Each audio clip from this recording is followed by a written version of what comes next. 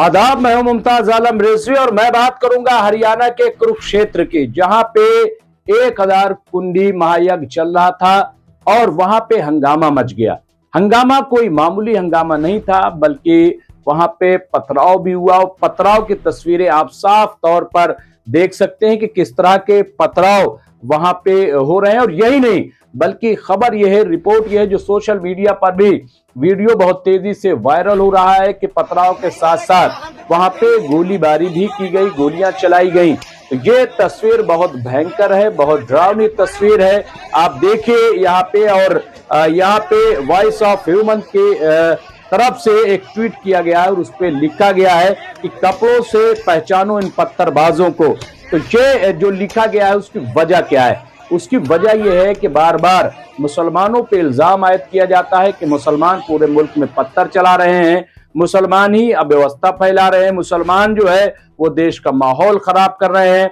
जगह जगह जहां भी पथराव होता है, जहां ऐसे घटनाएं होती हैं, वहां पे मुसलमानों को बड़े पैमाने पे अरेस्ट किया जाता है।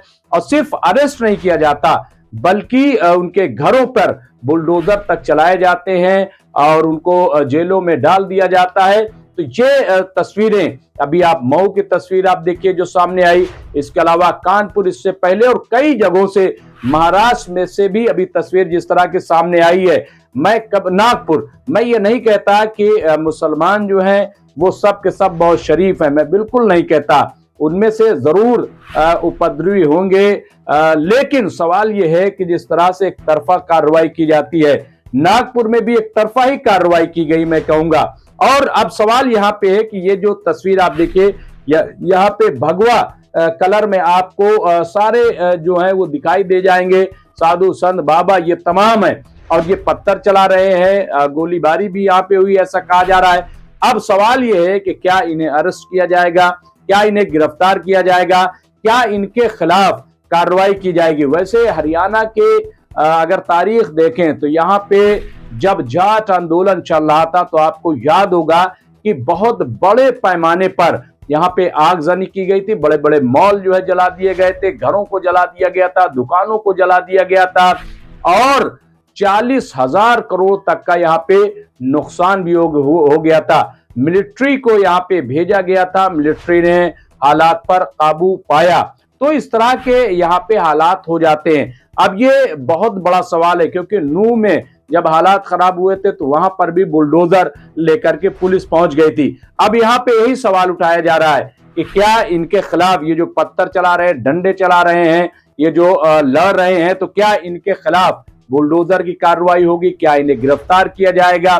और ये तस्वीर सिर्फ हरियाणा की नहीं, बल्कि कई ऐसे मकामात की तस्वीर सामने आती है जहां पे अक्सरियती तबके के लोग जब पत्थर चलाते दिखाई देते हैं, जब वहां पे अफरा तफरी करते हुए दिखाई देते हैं, तो यही बात सामने आती है कि उनके खिलाफ कहीं कोई कार्रवाई नहीं होती है। आखिर ऐसा क्यों है?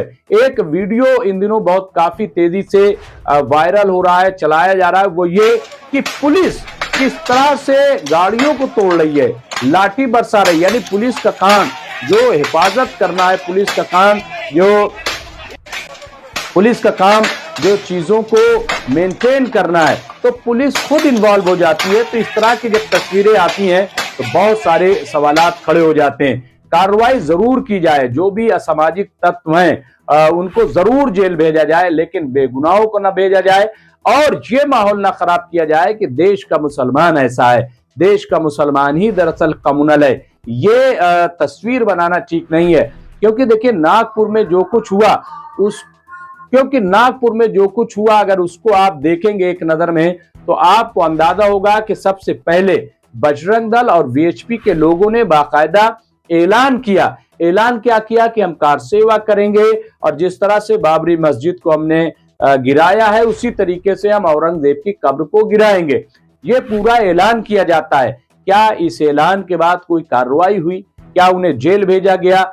ऐसा नहीं हुआ। यही नहीं, बल्कि कई बार इस तरह के बयानात आते हैं, लेकिन कोई कार्रवाई नहीं होती, उन्हें पूरी छूट दी जाती है। और इसका मतलब यही है कि दरअसल बीजेपी जो है वो हिंदू अपीजमेंट की राजनीति कर रही है।